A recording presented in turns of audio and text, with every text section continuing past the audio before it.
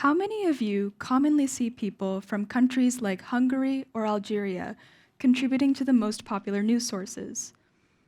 How many of you regularly speak with individuals abroad to learn their perspectives on things happening today? We'll keep those questions in mind.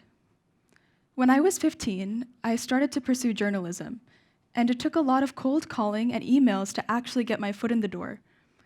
And while I eventually found success with a local news source, most of the publications I reached out to just didn't get back to me, because journalism is inherently one of the hardest fields to get into, but it's also one of the only surefire ways to share your beliefs with an audience. And because I was so young when I did get into a publication, I knew that technically anyone could try to be a journalist if they had the opportunity to. Soon, I realized that if I had to go through such an arduous process just to share my voice, students in less privileged countries than America were probably struggling even more just to share their opinions, which is a right that anyone should have regardless of location. So, I started an online magazine, the Student Op, to publish underrepresented students' writing from around the world. The name was inspired by the group I hope to help, students, and OP is short for opinion, because I simply hoped for my writers to share their opinions with me. My mission ended up having multiple facets. First, I wanted to bring equal access to journalism and sharing ideas to areas that inherently don't have access. Because like I implied earlier, it's not every day that we hear diverse perspectives from around the world. This was a big idea, so obviously there were big challenges that came with executing it. Since I was attempting to reach people internationally, communication barriers naturally arose, because I was mining for diamonds, a hidden but present treasure. I made posts on Facebook and Twitter to help spread the word about how people can write for me, but those places just didn't gain traction. So I decided to scale down a bit and start with people that I know locally just to get a start. After reaching out to some peers, I was so excited to receive my first article from a student in Texas who wrote about how her Taiwanese culture shapes her societal perceptions. And with this initial support and energy boost, I then decided to start spreading out internationally again with newfound confidence. I reached out to school administrators in Ghana, Malaysia, and India to help spread the word, and while that was a good first step, I only hit the lucky spot with LinkedIn. I made a voluntary staff writer job post on LinkedIn, and tons of writer applications flooded in from countries like India, Pakistan, Egypt, Hungary, Algeria, Malaysia, Indonesia, and Kenya, alongside America. And what this showed me was that people who aren't usually at the forefront of journalism were extremely eager to share their ideas with me and finally have an access point to share their ideas with others. Going back to my mission, my second goal was to foster unity through diversity. Nowadays, as our cities become more and more diverse, a lot of people are embedded in polarization and prejudice about others. But the Student Op actively goes away from that by uniting people from different backgrounds, countries, ethnicities, races, and skin colors, creating a melting pot of people. So I had all of these talented writers ready to send me their work, but I actually had to create the online platform for them to publish their writing on.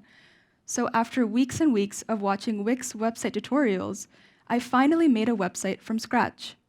Regardless, when Googled, it didn't even make the first 5 search pages. And this was frustrating, but over time I saw growth, and more importantly, I saw value in what my writers have to say. For instance, one writer from Pakistan wrote about freedom of speech and what that means to her, while another writer from Algeria wrote about the ethnic chera dress, which is a type of ethnic wear that's important to her country's heritage. I've also been blessed enough to learn about the most distinct cultural occasions, like Sham el-Nassim, an Egyptian feast and egg painting event that my Egyptian writer wrote about for the magazine. I've been lucky enough to glimpse into lives that are completely different from mine, and I share this with a global audience. I believe I've also had an impact on writers regardless of age gaps. For instance, my youngest writer was 10 years old and from Ghana, and she wrote about how you should always dream big to achieve your goals, which was really impressive considering her young age. My oldest writer is actually in her postgraduate years in Malaysia, and she uses the many years that she's had in education to talk about mental health and well-being. As you can tell, the most rewarding and eye-opening process in my journey has been in my role as editor. Over time, many students have committed to the magazine, and they wholly believe in what the magazine stands for.